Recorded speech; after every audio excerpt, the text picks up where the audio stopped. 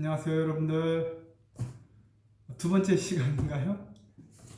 영상으로 이렇게 인사드리는 게 첫 영상도 많이 버벅거렸는데 다시 버벅거리는 두 번째 영상을 또 올리게 되었습니다. 그냥 귀엽게 봐주시길 바라겠습니다, 선생님들. 그리고 부득이하게 뭐 이번 학기는 이렇게 대면 수업이 아니기 때문에 또 이렇게 영상으로 올리는 것도 그렇고 저 혼자 이렇게 일방적으로 이야기하는데 소통이 안 되기 때문에 길게 올리기보다는 좀 더 이렇게 자세한 학습이 안 되는 점을 좀 자세하게 하면 힘드실 것 같고 저도 그렇고 중요한 부분이 뭔지 그냥 제가 이렇게 영상으로 전달 드리면 선생님들께서 각자 개인적으로 이렇게 교재를 참고해 보시고 궁금한 게 있으시면 Q&A 올리시거나 차후에 보강 수업을 해달라고 요청하시거나 이런 식으로 좀 해 나가시죠. 예. 지난 시간에 이제 마지막 어떻게 보면 과제이기도 하고 나중에 한 번에 그 요약 정리 이렇게 뭐 양을 많게 하기보다는 제가 안내 드린 대로 그런 장들 공부해야 할 장들만 요약 정리해서 제출하시면 될 것 같습니다. 6월 첫 번째 주, 두 번째 주가 보강주니까 6월 첫 번째 주에 마감을 해서 내주시면 되지 않을까 싶습니다. 제 생각에 그냥 한 번에 그거 안에 하셨던 거를 싹 출력하셔가지고 그 학과 사무실에 제 사무람이 있으니까 거기다 놓고 가셔도 되고 뭐 대표가 거두시든지 6월 2일 정도 6월 2일에 다 내주시면 될 것 같습니다. 오늘 대인과학의 학습 2장 나가지요. 뭐 이런 식으로 나가다 보면 뭐 다 못할까봐 마음이 그런데 그냥 중요한 부분만 이렇게 끝까지 한번 제가 그 삭제하는 장 빼고 해보시죠. 대인관계는 여기도 뭐 그 대인관계가 뭐 진화 이야기도 나와 있지만 진화에서 굉장히 뭐 적응적인 하나의 요소다. 그러니까 산속에서 자기 혼자 살면 이제 대인관계라고 할 거는 없죠. 예. 요즘 뭐 나는 자연이다 좋아하시는 분들이 많다고 하는데 좋기도 하지만 사실은 그래요.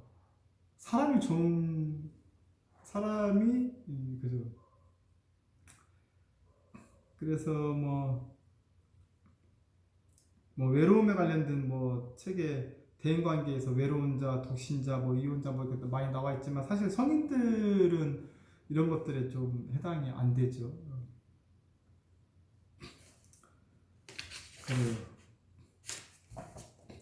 뭐 사람들이 일반적으로 이야기하는 뭐 결혼을 해야 잘 산다, 아이는 몇 있어야 잘 산다 이렇게 일반적으로 이야기하는 삶을 사시지 않으셨다는 거 잘 알고 계시죠? 그렇다면은 사실 일반적인 사회적 규범에 우리가 맞춰서 살아야 한다는 거는 그렇게 살아야 한다라고 이렇게 주입이 되는 거죠. 그러니까 우리가 주체적으로 사는 거는 자기 내면에서 이렇게 올라오는 삶이 될 것 같습니다. 삶의 형태가 사회적인 규범에 따른다기보다는 그럼에도 불구하고 대인관계를 여기서 배우는 건 뭐냐면 내가 그렇게 살지를 않더라도 보편적인로 이해되고 받아들여지고 상식이 통하는 그런 관계는 무엇인가를 알고서 내가 거기에 그런 걸 이해하면서 살아가는 방식하고 그렇죠? 관계를 저 혼자 하는 거 아닌데 다른 사람이 뭐 입장이나 상황이나 뭐 역동 뭐 이런 거는 전혀 고려하지도 않거나 혹은 그게 어떻게 프로세스가 돌아가는 건지를 이해하지 못한다면 그게 이제 대인관계 학습이 안 된 거라고 볼 수가 있는 거죠. 예. 그러니까 대인관계 학습은 2명부터 시작을 하는 거죠. 2명부터니까 이제 부부, 뭐 가족, 그죠? 그래서 43페이지에 그 합의적 검증이라는 말이 나와 있네요. 네. 합의적 검증을 통해서 대인관계를 배울 수 있다. 합의적 검증은 말 그대로 뭐 10명이 모였다. 근데 나 빼고 8명이 내 의견에 반대해. 한 명은 동의하긴 해. 근데 8명이 반대했어. 합의적 검증은 뭐다? 8명이 맞는 말이다. 드물게는 한 명이 맞을 수도 있어요. 자꾸 예외적인 그 규정을 되는 거는 예외적으로 뭐 8명, 8분이 좀 뭐 동조 효과라든가 여러 가지 뭐 그런 거 있지 않습니까? 사회심리학에서 배우는 한 명은 진짜 진솔하게 반응을 한 거죠. 근데 그런 드문 경우를 여기다 여기보다는 우선 합의적 검증은 보편적으로 그 집단에서 이야기하는 것이 우리가 귀기를 필요가 있다. 그런 의미입니다. 그러니까 집단의 관점을 통해서 자신이 왜곡되게 생각하고 있었던 어떤 생각이나 감정이 있었는지 들여다볼 필요가 있는 거죠.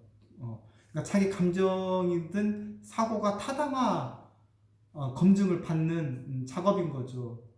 내가 이런 감정을 느끼는 건 타당한 거야. 정상적인 거야. 정상적이고 타당한 거야. 내가 이런 어떤 일을 겪었는데 이런 생각을 갖는 거는 타당한 거야. 왜냐? 집단의 8명, 10명 중에서 8명이 그렇게 동의해 줬으니까. 그게 합의적 검증인 거죠.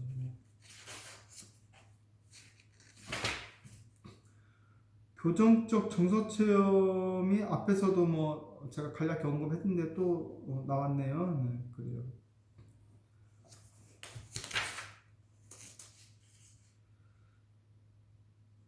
(47페이지) 맨 위에 좀 약간 재밌는 말도 나와 있죠. 사람들은 뭐 무관심하지 않다. 그러니까 뭐 조롱이나 모욕이나 의기소치, 뭐 미움을 믿어라. 무관심만은 믿지 마라. 그만큼 사람들은 대인관계에서 서로 관심을 가지고 있다는 얘기예요. 근데 그 관심이 좋은 관심일 수도 있고 당연히 이제 부정적인 관심일 수도 있지는 하지만 어쨌든 그 관심이라는 게 그지 않습니까? 예를 들면 뭐 악플 같은 거 다는 것도 관심이라고. 물론 이제 그건 좋은 관심이 아닌 거죠. 네. 교정적 정서 체험은 48페이지에 나와 있는데 보통은 안전한 환경에서 안전하고 지지적인 장애였을 때 이게 일어난다. 그렇죠? 지지적이지 않고 안전하지 않으면 교정적 정서 체험뿐만이 아니라 뭐든지 역동이 계속 반복돼서 나오는데 뒤에 바로 집단의 응집성도 나오죠. 응집력. 그러니까 우리가 그 앞에서 배운 11가지 그 치료적 핵심 요인 있죠. 그 핵심 요인들이 사실 연결되어 있다라는 걸 알 수가 있는 거죠. 집단이 안정적이지 않다라는 것은 서로 간에 신뢰가 없는 것이고 응집력이 떨어지는 것이고 그 안에서 피드백이 굉장히 활성화되지 않을 것이고 배워가는 것이 굉장히 좋겠죠. 그리고 집단 간의 어떤 갈등 구조가 해결되지 않을 겁니다. 그래서 아마 돌아가고 나면 찝찝하고 뭐 돈도 아깝고 시간도 아깝고 이런 집단이 있을 수 있습니다. 사실 그런 집단이 대가 선생님 집단에도 종종 왕왕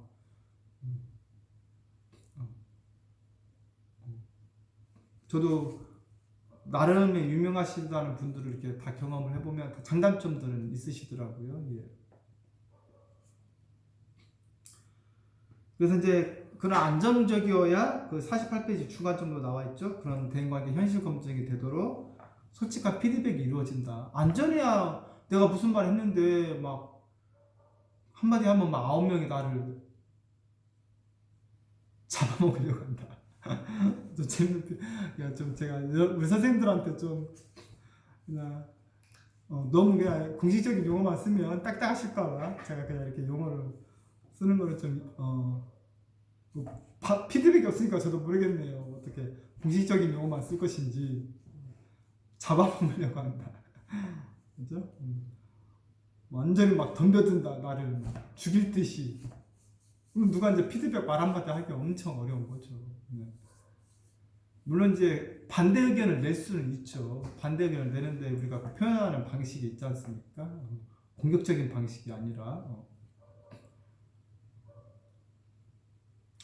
근데 집단 내에서도 보면 그러니까 우리가 그 직업도 밝히지도 않고 익명성으로 우리가 별칭으로 하는 이유는 은연중에 어떤 그 권력을 행사하는 실제로 사회적으로 권력이 있는 사람이 뭐 이렇게 그렇게 드러내면서 자기가 이렇게 하는 피드백에 힘이 실리게, 그래서 뭐 갈등 구조가 일어나면 막 이렇게 동조 효과가 일어나고 이러기 때문에 그런 것들도 초반에 우리가 보통 뭐 웬만하면 뭐 직업 얘기 안 하고 그냥 이렇게 별칭으로 하는 이유가 그런 이유도 있는 거죠. 뭐 그렇다 할지라도, 그런 권력이 일어나더라 할지라도 그걸 또 다루면 되니까 집단 내에서. 그래요.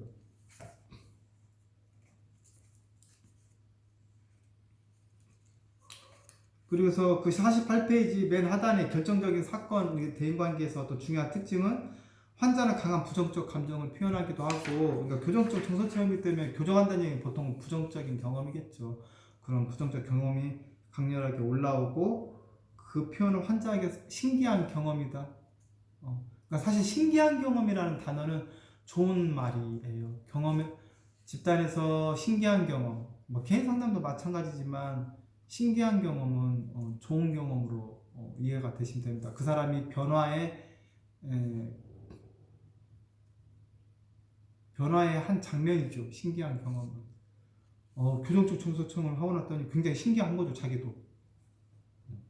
이게 뭐지 하면서. 근데 그 신비한 경험이 결국은 이렇게 누적돼서 신비한 경험이 누적돼서 성격 변화가 일어나는 겁니다. 그런 경험, 긍정적인 경험일 수도 있고, 어쨌든 그런 경험은 정서적인 경험을 기반으로 하죠. 신비한 경험은. 그래요. 그러니까 49페이지에 그 두 번째 단락 시작할 때 무슨 긍정적인 정서라고 나와 있지 않습니까? 결정적 사건 중에 보통 긍정적인 정서를 경험한다. 그러니까 긍정 정서를 경험하지 않고서는 변화가 일어나지 않는다는 의미예요. 그러니까 집단에 갔는데 한 2박 3일짜리 했는데 거의 부정적인 경험만 하다 왔다. 그럼 그 집단은 안 가겠죠. 근데 우리 집단원들이 부정적 경험을 하고 만약 10명 중에 10명이 다 만족할 수는 없겠지만 10명 중에 8명 정도는 긍정 경험을 하고 가는 게 맞겠죠. 근데 뭐 10명 중에 뭐 대여섯 명 막 이렇게 막 반타작 이상 부정 경험이 있다. 그럼 그 집단은 그 집단 선생님, 전문가 선생님이 이제 그거는 주의를 해야 할 가능성이 큰 거죠. 첫 번째는 리더의 역할, 리더 잘못이 큰 경우가 많죠. 아무리 예를 들어 대다수 집단원들이 상담을 배우는 사람들이 오긴 오지만 그래도 자기 문제를 해결하고자 오는 건데 아무리 많은 문제 집단원들이 섞였다고 해서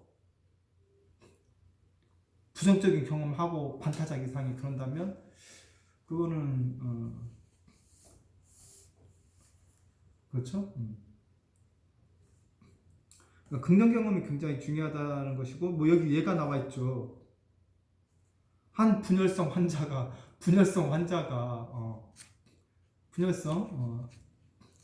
자기도 그런 장애를 겪고 있는데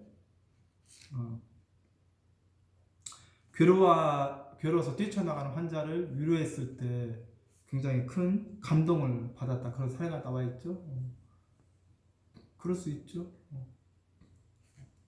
그래서 더 만난 느낌을 갖게 된다. 사람들과 만나는 느낌을 갖게 된다. 근데 사람들과 만나는 느낌, 연결되는 느낌은 이건 경험적인 거지 않습니까? 뭐 옛날에는 예를 들어 어떤 유형의 사람들이라든가 어떤 행동을 하는 사람들은 왠지 이렇게 막 이렇게 내가 이렇게 벽이 쳐지는 느낌이거나 이렇게 반사되는 느낌이 들었는데 똑같은 사람인데도 그 사람이 이해가 되고 심정이 이해가 되고 그 사람의 행동이 이해가 되고 그게 뭡니까? 그게 결국 그 사람과 만나는 느낌, 연결되는 느낌을 가지게 되는 것이죠. 그래요. 자, 이게 그 교정적 정서 체험은 환자는 긍정적인 정서를 표현하고 그런 경험을 통해서도 두려운 재앙은 일어나지 않고 알기지 못했던 자기 부분을 찾게 된다. 그런 내용들이 나와 있는 1, 2, 3에. 근데 이제 51페이지 그 축소된 사회로서의 집단 바로 위에 윗단락이네요. 그러니까 성공적인 집단과 실패한 집단을 구별시키는 것 중에 인지적인 요소라고 나와 있는데, 물론 이제 감정적으로 경험이 우선 좋아버리면 그 정도도 성공한 집단이에요. 감정적으로 긍정 경험, 신비 경험을 한 집단은 성공한 집단입니다. 자, 그런데 이제 여기서는 그 어떻게 구별시키냐, 인지적 요소라고 했는데, 이제 우선 제가 인지적 요소가 없어도 감정이 뒤에도 나와요. 시간이 오래 지나서 1, 2년 지나면서 몇 년 지나보면 내가 그 집단에서 무슨 얘기했지? 혹은 그때 집단이 누구였지도 기억이 잘 안 나요. 그러니까 집단의 비밀 보장은 굉장히 자연스럽게 이루어진다. 아주 드물게 뭐 기억력이 좋으신 분도 있으시겠지만 대다수는 자동으로 집단 비밀 보장이 이루어진다. 뭐 한 1, 2년 지나면 내용을 다 까먹기 때문에. 네. 근데 뭐냐면 몇 년이 지나도 까먹지 않나보다는 남아있는 게 뭐냐면 내가 그 경험에서 그 집단에서 경험했던 긍정적인 정서, 신비로웠던 경험, 이거는 굉장히 오래 간다라고 나와 있어요. 그러니까 집단에서의 그 긍정적 경험이 굉장히 중요하다. 여러분들 삶에서도 집단 아이들도 긍정적 경험 떠올려 보시면 그게 굉장히 중요하죠. 그리고 어려울 때, 힘들 때 그런 긍정적 경험을 다시 좀 꺼내서 내가 다시 현재에서 느껴보는 것도 살아가는 데 굉장히 중요한 도움이 되죠. 거기다 더 좋은 건 뭐냐면 인지적 요소가 필수적이다. 이런 정서감이 무엇이었는지, 왜 했는지, 내 삶에 어떻게 영향을 미쳐왔고 앞으로 어떻게 영향을 줄 것인지 통찰을 하는 거죠. 지혜가 성장하는 거죠. 그때 이랬어. 이랬어. 그때 그 사람이 나한테 이 말을 했었는데 그때 내가 굉장히 며칠간 화가 나고 그 사람하고 막 단절을 해버렸었는데 내가 집단와서 경험을 해보니 사실은 내가 먼저 그 사람한테 좀 힘들게 했겠구나. 내가 그 사람에게 상처를 줬겠구나. 그래서 그 사람이 뭐 언행이든 그 사람이 이랬겠구나. 그런 통찰이 이루어지는 거죠. 감정적 경험을 하면서 뭐 타인이 됐든 뭐 부부가 됐든 가족이 됐든 사실은 다 정말 그 사람들이 잘못한 줄 알았는데 자기가 기여한 바에 대해서 인지적인 통찰이 생기는 거죠. 그랬을 때 타인에 대한 이해와 자비가 사랑이 생겨나는 거죠. 그래서 인지적 통찰도 굉장히 중요한 요소라는 것이 나와 있네요. 그러니까 자기 정서적인 경험에 대한 해석, 통찰이 있어야 돼요. 그래야 확장이 되는 거죠. 그게 없으면 이제 효과가 좀 떨어지는 거죠. 감정은 남아있는데 뭐 이렇게 통찰이 없으면 그렇죠?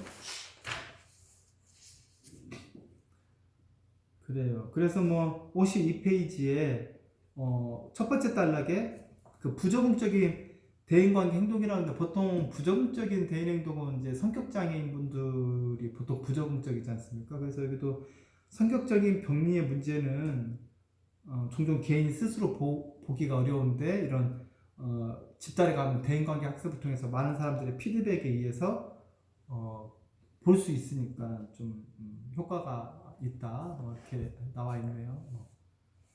그래요. 물론 이제 이분들이 한 번 받아갖고는 안 되고 장기적으로 누적적으로 노력해가면 개선될 수 있죠. 그래요. 이런 사례들이 쭉 이렇게 나와 있습니다. 한번 쭉 한번 읽어 보셔요. 뭐 얘도 시간 되시면은 뭐 사례 같은 것도 읽으시면 재미있고 도움이 됩니다. 시간 되실 때 한번 읽어 보시고요. 축소된 사회는 제가 그냥 이거는 좀 넘어가듯이 이야기할게요. 그냥 집단이 10명 모였는데 묘하게 이 축소된 사회를 반영하더라. 이 집단이 사회를 반영하더라. 그래요.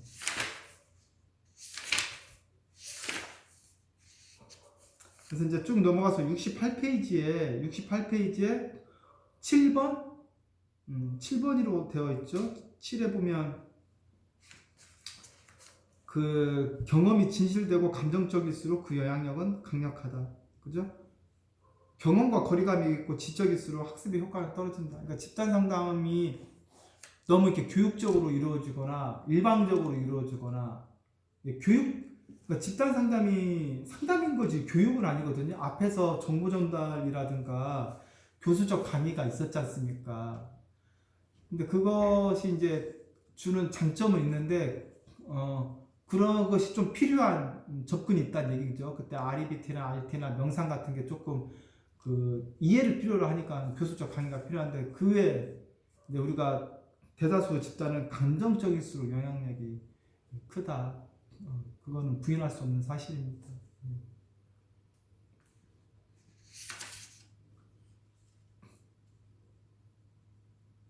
그래요.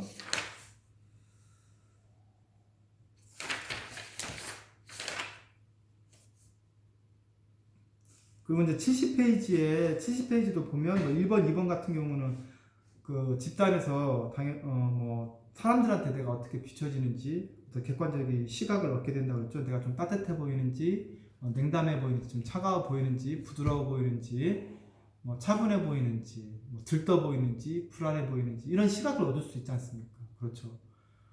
물론 이제 내가 알고 있는 것도 있겠지만 몰랐던 것들을 이렇게 집단 피드백을 통해서 배울 수 있는 거죠. 나를 조금 이해하게 되는 거죠. 거만하게 보이는지 신랄한 사람으로 보이는지 뭐 하찮은 사람으로 보이는지 이런 거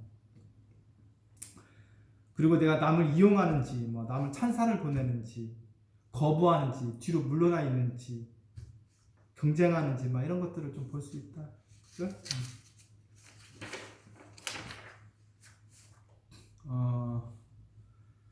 그래요 여러분. 그렇죠. 여러분들 또 여러분 실제 수업 같으면 우리가 막 1시간만 달리시는데 네. 이건 일반적으로 듣는 거니까 아마 선생님들도 길게 들으시면 피곤하실 수 있으니까 그럼 여기서 한번 끊고 바로 또 집단 응징력 제가 또 준비해서 올리도록 하겠습니다. 애쓰셨습니다. 또 궁금한 거 있으시면 올려주시고요. 반가웠습니다, 선생님들.